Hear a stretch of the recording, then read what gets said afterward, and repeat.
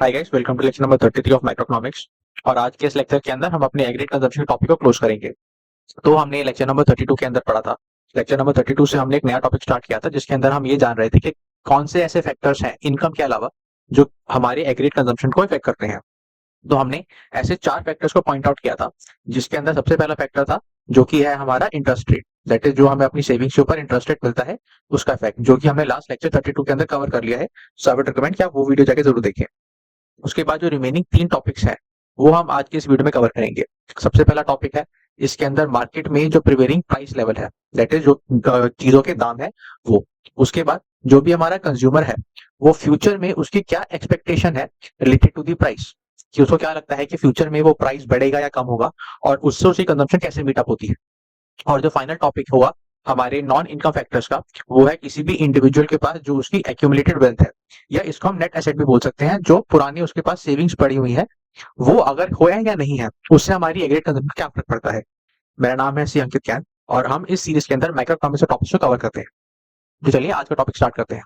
तो हमने interest rate से रिलेटेड जो टॉपिक था वो हमने लास्ट क्लास के अंदर कवर कर लिया था।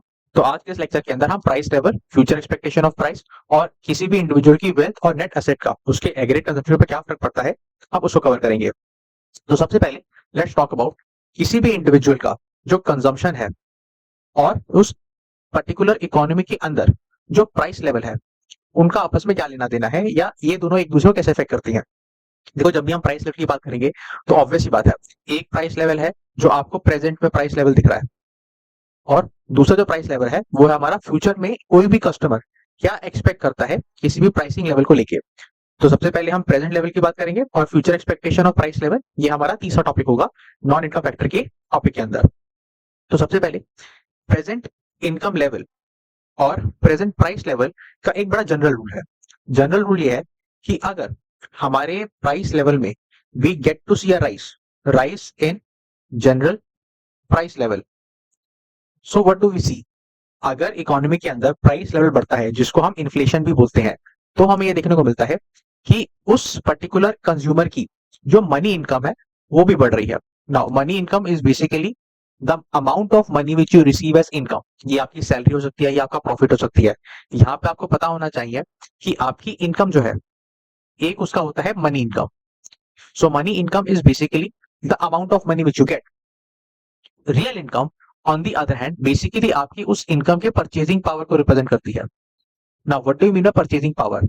सो बेसिकली आप अपनी इनकम को मार्केट में लाके कंज्यूम करते हैं, लेकिन मार्केट के अंदर हमें एक प्राइस लेवल भी देखने को मिलता है कि भाई, फॉर एग्जांपल अगर हम लें कि 1 kg ऑफ अनियन एक साल पहले मान लीजिए 30 रुपीज का था, 30 रुपीज पर kg।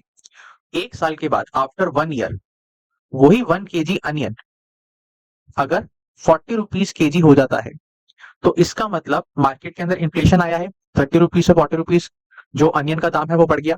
अब आप ये बोलते हैं कि भाई आपकी जो 90 रुपए की इनकम थी वो आज क्या है, 100 रुपए की हो गई। This represents your money income, कि भाई आप अगर पहले 90 रुपए कमा रहे थे, तो आज आप उसके एवज में 100 रुपए कमा रहे हैं। So let take it to the market. एक साल पहले आपकी जो 90 रुपए की इनकम थी, वो अगर आप अनियन खरीदने में खर्च करते, तो 90 रुपीज की इनकम को यूज करके आप कितना केजी अनियन खरीद पाते? 3 kg अनियन। सिंपल सीधा साफ है, 90 रुपए की इनकम है और 30 रुपए किलो अनियन का प्राइस है, तो 30 × 3 90 रुपीज।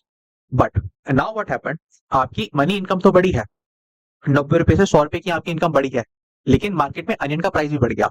अब अगर आप इस 100 रुपए को मार्केट में लेके जाएंगे, तो आप कितना अनियन खरीद पाएंगे? 40 रुपीज kg है, और 100 रुपीज की आपकी इनकम है, मनी इनकम है। तो effectively you will be only able to buy 2.5 kg of onion. So this represents your real income. देखने में तो आप ये बोलोगे कि भाई मेरी पैसा बढ़ गया, मेरी सैलरी बढ़ गई, 90 रुपए से 100 रुपए हो गई, लेकिन जब मैं उसको मार्केट में लेके जाऊंगा तो मुझे उससे खरीदने को क्या मिलेगा, परचेजिंग पावर क्या है मेरे इनकम की, वो रियल इनकम डिफाइन करती है।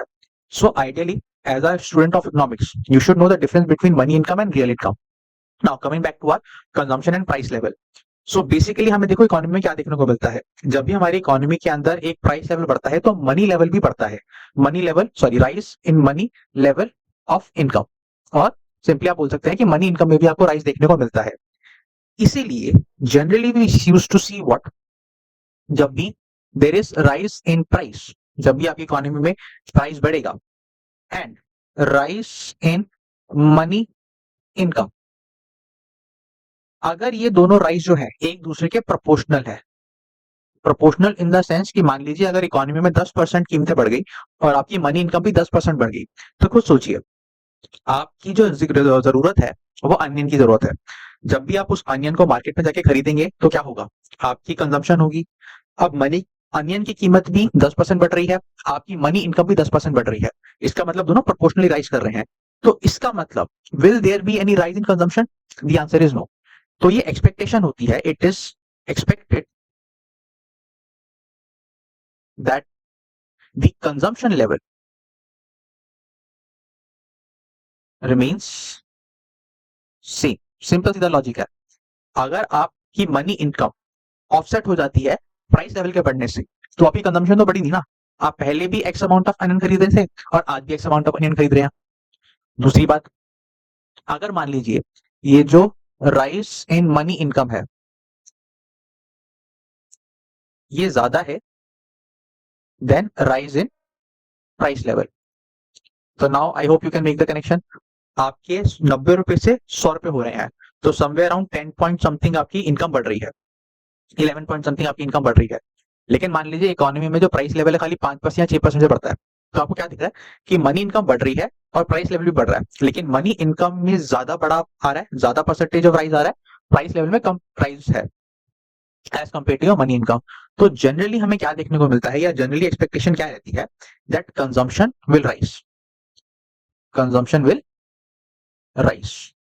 हालांकि इस कंजम्पशन को जब हम स्टडी करते हैं डेटा को, specially when there is more rise in money income as compare to rise in price level, तो ज्यादातर या तो हमें ये जो कंजम्पशन में बढ़ा हुआ है, या तो हमें इनकम इफेक्ट की वजह से देखने को मिलता है, या तो प्राइस इफेक्ट की वजह से देखने को मिलता है। इनकम इफेक्ट ये है कि आपकी मनी इनकम बढ़ गई, तो आप क्या कहते हैं कि भाई now I can purchase more, I can buy मोर।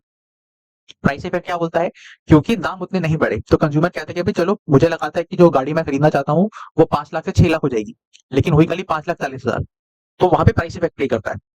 लेकिन जो जनरल ट्रेंड है हमें ये देखने को मिलता है कि अगर मनी इनकम बढ़ रही है ज्यादा प्राइस लेवल से, तो कंजम्पशन हमें यूजुअली देखने को मिलती है। लेकिन आप इसका पूरा की पूरा एट्रीब्यूशन किसी एक पर्टिकुलर फैक्ट पे नहीं डाल सकते, इनकम पे नहीं डाल सकते या प्राइस पे नहीं डाल सकते, दोनों कहीं ना कहीं थोड़े बहुत प्ले आउट करते हैं। और जो फाइनल चीज है, मान लीजिए आपकी जो मनी इनकम है वो बढ़ती तो है, लेकिन it money income is slower to rise as compare to price level. मतलब आपका प्राइस लेवल जिस रफ्तार से बढ़ रहा है, देश आपकी इकोनॉमी के अंदर जिस रफ्तार से महंगाई बढ़ रही है उतनी रफ्तार से आपकी मनी इनकम नहीं बढ़ रही। तो again general trend is consumption tends to decrease, एक सिंपल लॉजिक है। लेकिन जो इंपॉर्टेंट बात है इन तीनों अजम्पशन की, वो ये जो हमने एक जनरल ट्रेंड बनाया है राइस को लेके of money income and the price level, ये सारा के सारा हम ये मान के चलते हैं कि there is a phenomena, there is a effect called money illusion. Money illusion क्या है अभी हम अच्छी तरह उसको देखेंगे। जो हमने ये अपनी तीनों ऑब्जर्वेशंस निकाली हैं वो हम ये मान के चलते हैं कि there is no phenomena of money illusion working है। So now let us understand what money illusion is. Money illusion क्या है एक बार उसको देखते हैं। Now generally what we tend to see कि जब किसी इंडिविजुअल की मनी इनकम में राइज आता है, rise in money income, because of this rise he feel rich. एक कंज्यूमर क्या कहता है कि भाई अगर मेरी मनी इनकम बढ़ रही है तो उसको एक रिचनेस वाली फीलिंग आती है, because there is a feeling of richness so he spends more, वो ज्यादा खर्चा करता है। इवन दो उसकी मनी इनकम में राइज है, but real income that is जो परचेजिंग पावर है उसकी is falling. This is called as money illusion. जो भी हमने ये तीन जनरल ट्रेंड बनाए हैं, ये तीन ट्रेंड हम ये मान के चलते हैं कि there is no phenomena of money illusion working here. और मनी इल्यूजन क्या है कि जब भी किसी इंडिविजुअल के पास ज्यादा पैसा आता है, मनी इनकम बढ़ती है, बेशक उसके रियल इनकम में कोई ऐसा बढ़ाव नहीं आ रहा बल्कि उसकी रियल इनकम गिर रही है, in spite of that fact he feels rich and because he feels rich, he tend to spend more. This is called money illusion. So when it comes to price level and your aggregate consumption, these are the three phenomena which we generally get to see. जो तीसरा factor है non factor income के अंदर, वो होता है future expectation of price.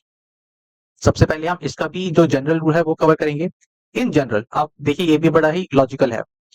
अगर किसी भी कंज्यूमर को ऐसा लगता है कि फ्यूचर में जो प्राइसेस हैं वो बढ़ने वाले हैं, if a consumer feels that prices in future will rise, अगर आपको लगता है कि जो गाड़ी आप खरीदने वाले हो वो गाड़ी अगर आज 5 लाख रुपए की है और फ्यूचर में उसके दाम 6 लाख होने वाले हैं या 5,40,000 होने वाले हैं, तो आप क्या करोगे?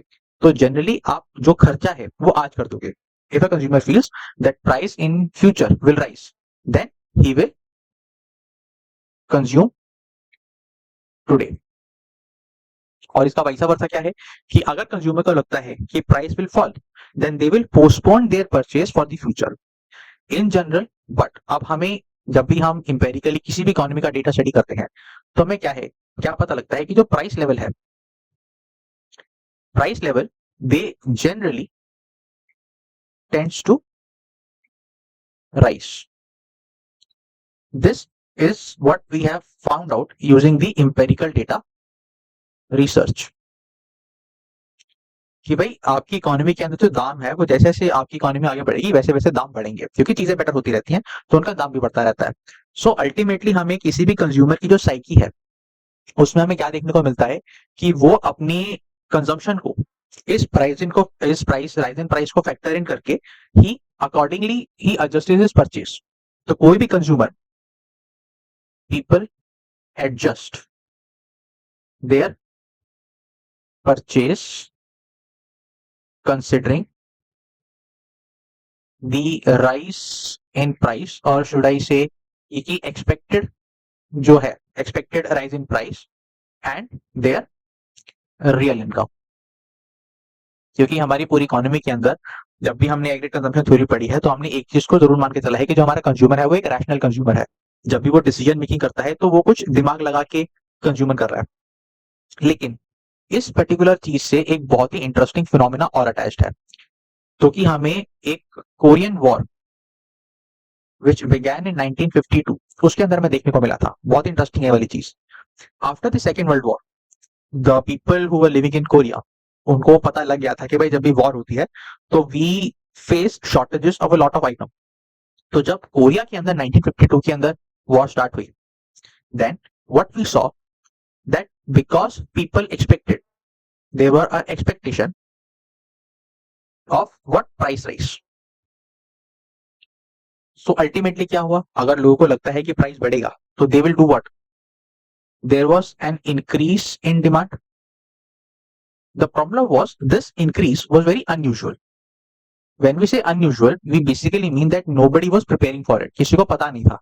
अब क्योंकि डिमांड बढ़ जाएगी तो simply supply will not be able to catch up। भाई अगर अनयूजुअल डिमांड है तो इसका मतलब क्या है कि आपकी सप्लाई रेडी नहीं थी। सो अल्टीमेटली इकोनॉमिक्स 101, आपकी डिमांड बढ़ रही है बट सप्लाई आपको कैचअप नहीं कर पा रही, सो प्राइस लेवल राइजेस। और कोरियन वॉर के अंदर हमें ये देखने को मिला कि this price level was very uncontrolled. ये जो राइज था प्राइस लेवल में इतना अनकंट्रोल हो गया कि जो उनकी इकोनॉमी थी वो हाइपर इन्फ्लेशन के अंदर चली गई। जस्ट बिकॉज पीपल एक्सपेक्टेड कि भाई अब लड़ाई होने वाली है, there is a war which is going to start, तो इंक्रीज इन डिमांड हुआ, सप्लाई उसको मीटअप नहीं कर पाई और प्राइस लेवल बढ़ गया।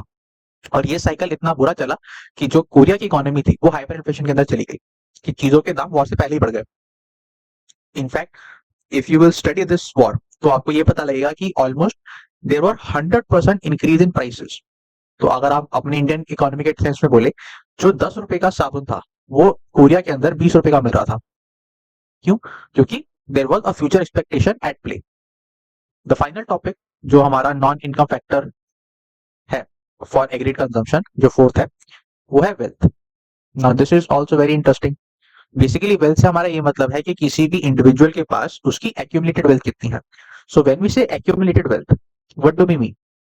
भाई आपके पास कोई पीस ऑफ लैंड हो सकता है, एंसेस्ट्रल लैंड हो सकता है, you could have any house, और you could have any building. Basically हम अकाउंटिंग के टर्म्स में जो कैपिटल एसेट्स होते हैं उनकी बात कर रहे हैं।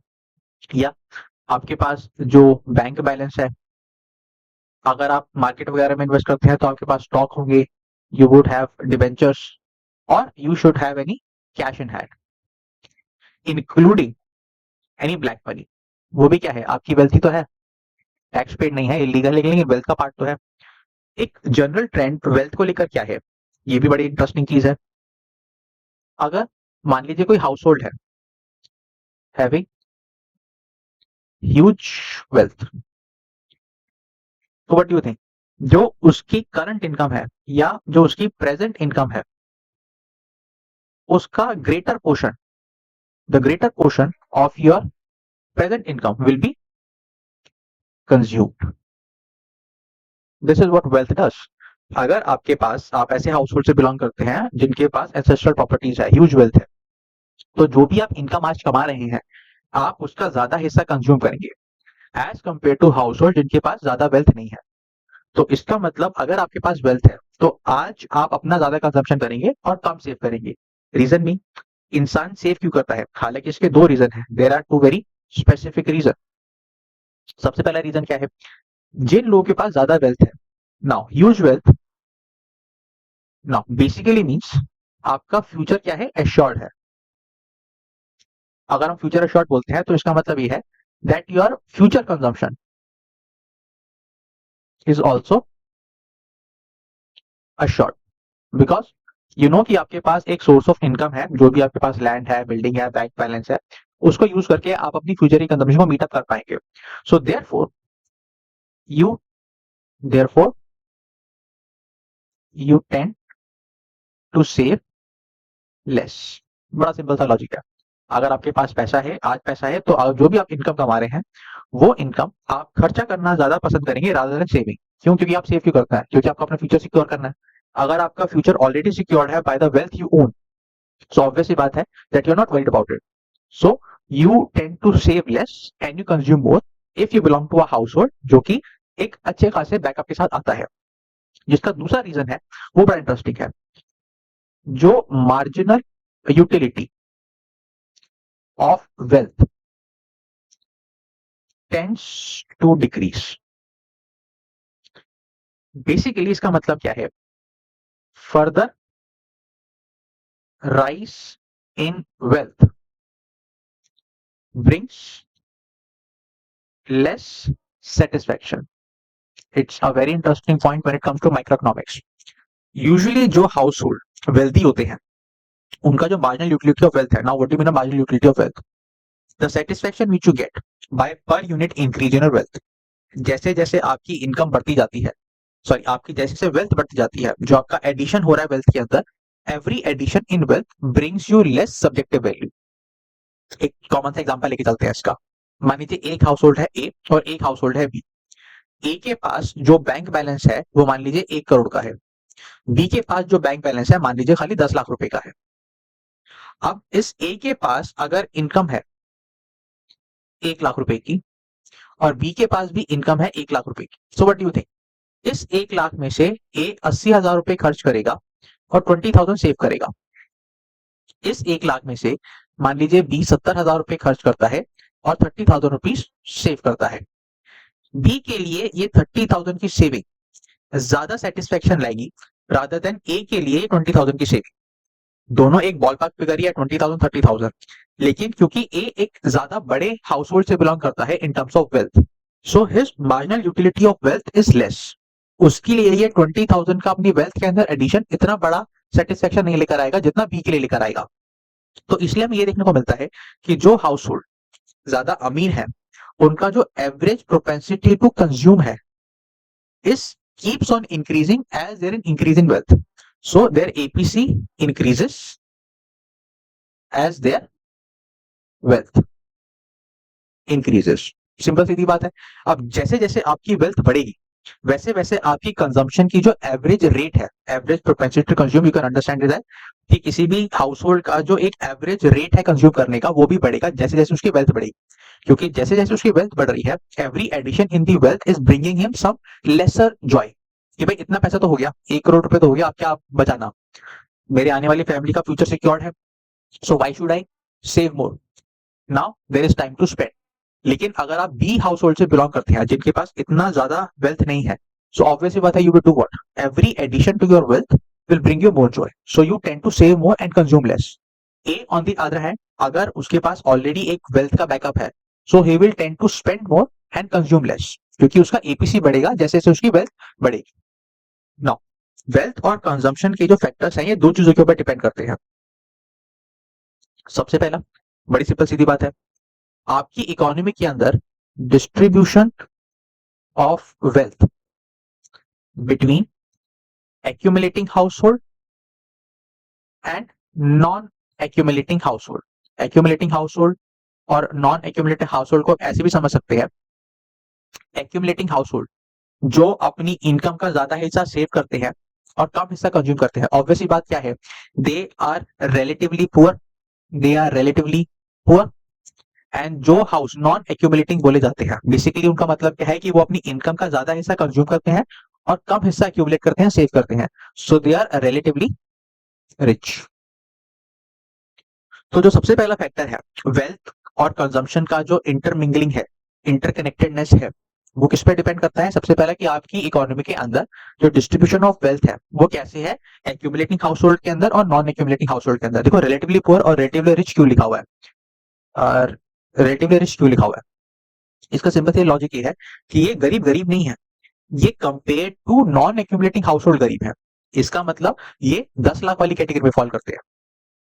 और जो दूसरा जो लॉजिक है, जो दूसरी चीज है जो जो डिफाइन करती है कि how a wealth and consumptions are interrelated, is distribution of private wealth. Now private wealth is also very important to understand कि भाई जो आपकी अपनी संपत्ति है अमंग हाउस होल्ड।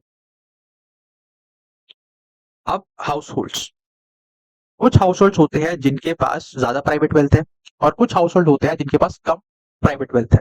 अब इमेजिन करिए आपकी इकोनॉमी के अंदर जो हाउस प्राइवेट वेल्थ ओन करते हैं उनका प्रोपोर्शन ज्यादा है, higher the proportion of wealthy house hold.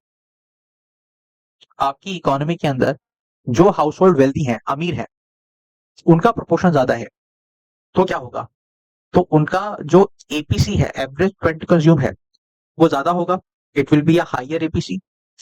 So if they have a higher APC, तो obviously you will see what, तो एक ज्यादा चांसेस है कि वो कंज्यूम ज्यादा करेंगे, higher chances of increase in consumption. उनकी कंजम्पशन के अंदर आपको एक ज्यादा पोर्शन मिलेगा as compare to the other household who are not wealthy.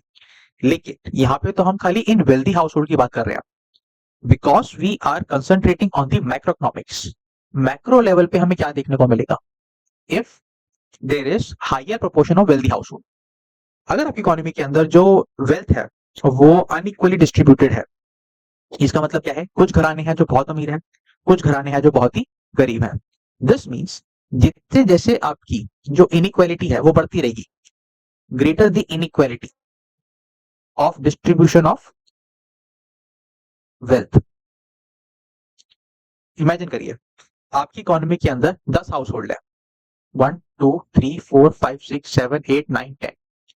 इन 10 घरानों में से ये जो 10 घराने हैं, ये जो 10 हाउस होल्ड है, ये आर बहुत अमीर है, अपने वेल्थ को लेकर इनके पास बहुत ज्यादा पैसा है। जो बाकी के जो 8 घर हैं, they are relatively not so rich, ठीक है, not so rich. Now imagine आपकी इकोनॉमी के अंदर 2 घराने ऐसे हैं जो क्या है, वेल्दी है, तो इनका जो एपीसी है एक हायर होगा या हाई एपीसी होगा, क्योंकि इनके पास ज्यादा वेल्थ है, तो ये अपनी प्रेजेंट इनकम का ज्यादा हिस्सा खर्च करेंगे, तो एपीसी इनका हायर होगा। What about these people, they will have a lesser amount of APC, APC will be relatively lower.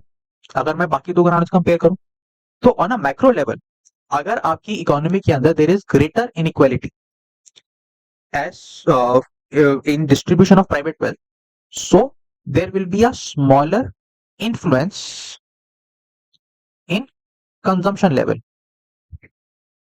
क्यों, आपकी इकोनॉमी में खाली 2 घर है जो कंजम्पशन को ड्राइव कर रहे हैं, तो इसका मतलब कंजम्पशन के ऊपर जो इन्फ्लुएंस है वो तो खाली 2 घर का है ना, तो there is smaller influence as compared to there are large number of people who are saving more. So the aggregate level of consumption, now I think you can easily guess, will, you can say it won't rise much, या you can say वो गिर भी सकती है. Aggregate level of consumption will not be affected as much. I'll explain again.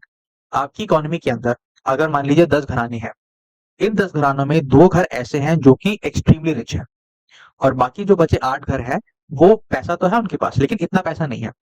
तो क्या होगा, अगर हम उन 2 घरानों की जो अमीर हैं उनकी इनकम को देखेंगे तो वो अपनी इनकम का ज्यादा हिस्सा कंज्यूम करेंगे और कम हिस्सा सेव करेंगे क्योंकि उनके पास ऑलरेडी वेल्थ है.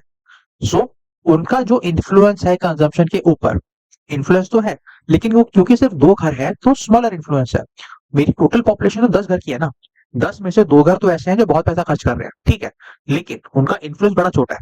कितना परचेस कर लेंगे, अगर मान लीजिए गाड़ी खरीदने की बात है तो कितनी गाड़ी खरीद लेंगे, ये भी 2 गाड़ियां खरीद लेगा, ये भी 2 गाड़ियां खरीद लेगा. लेकिन आपकी इकोनॉमी के अंदर बाकी 8 बंदे ऐसे हैं जो इतनी गाड़ियां नहीं खरीद पा रहे. So what we see, if there is a unequal distribution of wealth, so there is smaller influence on consumption, और ओवरऑल लेवल पे आपकी कंजम्पशन पे इतना फर्क नहीं पड़ता अगर आप सिर्फ कुछ ही लोगों को अमीर करते रहेंगे और बाकी जो आपकी पॉपुलेशन है वो गरीब रहेगी. This is where we end our topic of non income factors जो कि हमारी एग्रीगेट कंजम्पशन को अफेक्ट करते हैं. अगर आपको ये वीडियो पसंद आई तो please like share and subscribe, और अगर आप मार्केटिंग से रिलेटेड वीडियो देखना चाहते हैं तो please I have a separate playlist for that, do check it out. Thank you so much for watching.